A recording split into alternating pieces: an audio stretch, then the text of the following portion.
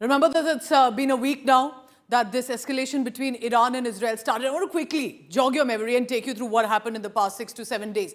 13 June, when Israel finally decided to strike directly Iran's nuclear facilities, hitting precise strikes, top generals and nuclear scientists who were assassinated. And now, this was important, remember, because the strikes were so precise.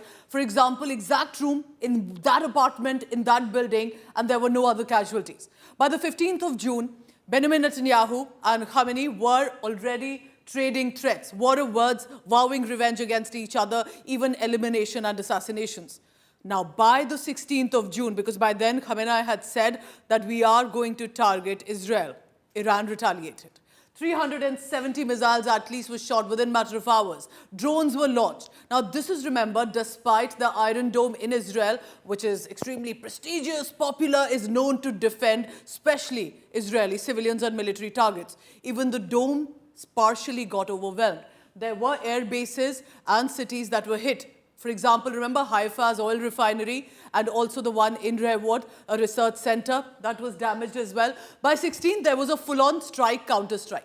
Now the USA comes in, not with regard to military, but words. USA responds and says something big will happen. Donald Trump rejecting what Emmanuel Macron had said, that it's not just going to be ceasefire, but something bigger, but not promising that they'll be joining. But here's what something happens in the next few hours. There are reports surfacing. The United States of America's forces and warships are being mobilized, on alert. Commanders are on standby. What for if the USA doesn't intend to get involved? By the 17th of June, strikes and counter-strikes are intensifying between Israel and Iran.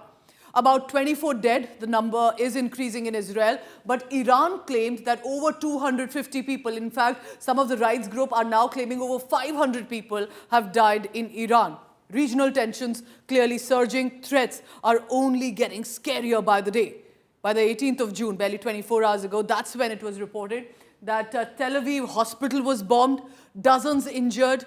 Iran appears to claim that no hospital is targeted. It is a strike on a military target. So this is what has happened.